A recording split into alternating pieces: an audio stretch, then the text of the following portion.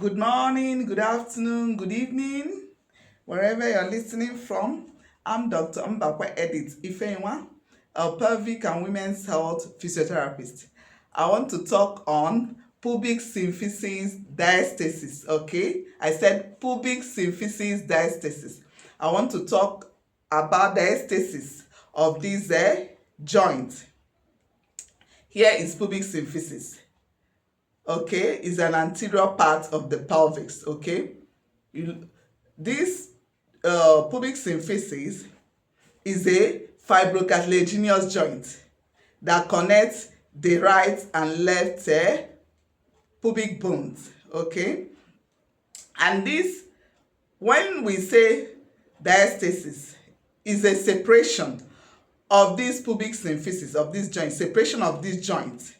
Okay, in dislocation, not fracture.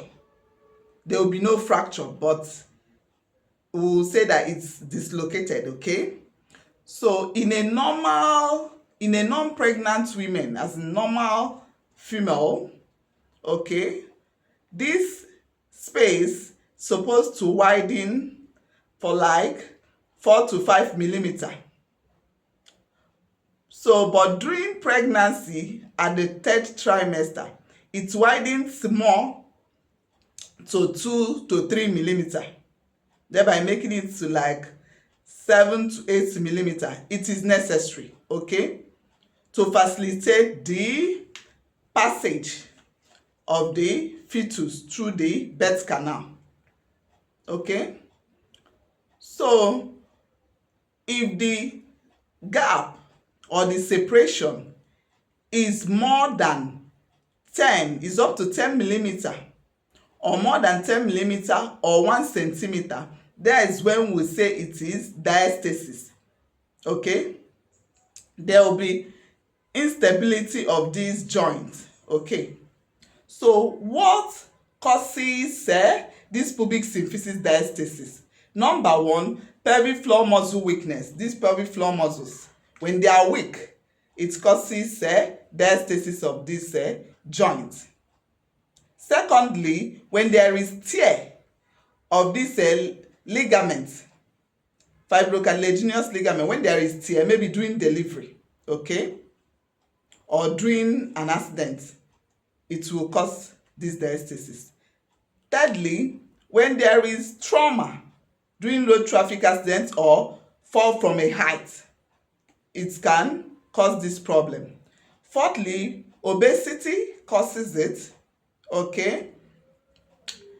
Fifth, when there is hormonal changes, especially relaxin or progesterone increase during the third trimester, it will cause laxity of the ligaments, thereby causing diastasis.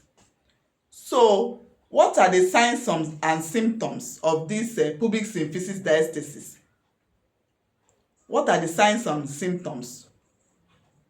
What will you feel and you know that, or you suspect, I'm having this problem that we are presenting today?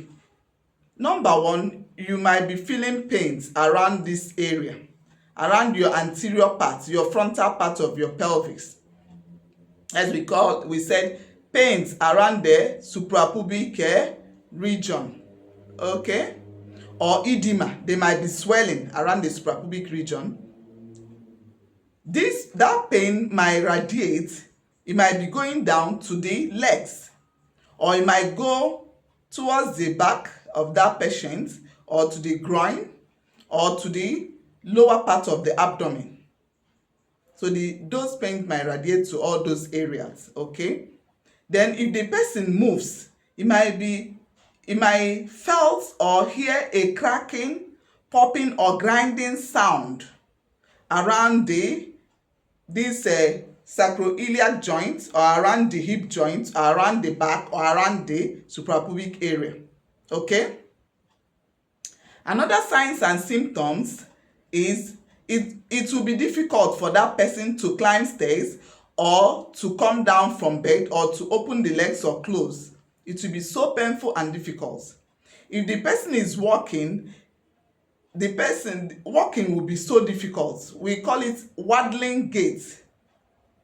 We call it waddling gait. The person will open the legs to walk with a short steps due to the pains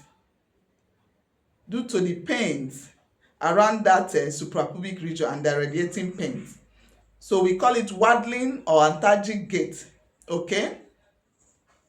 Also, if the person wants to maybe lift one of the legs up, it will be so painful and difficult. Okay. So if you note anyone experiencing this kind of problem or after giving birth, especially those that deliver through vagina, and you notice some of these signs that I now called out, painful at the suprapubic region, you notice cracking sound, or your gait pattern has diminished and painful, or you notice any of these signs and symptoms, please consult us, your pelvic and women's health physiotherapist, for proper assessment and prompt treatment. Okay. Like, comment and share our post. Follow us on our next post. I will talk on the home programs that will help you out when you have this kind of condition. Okay. Bye.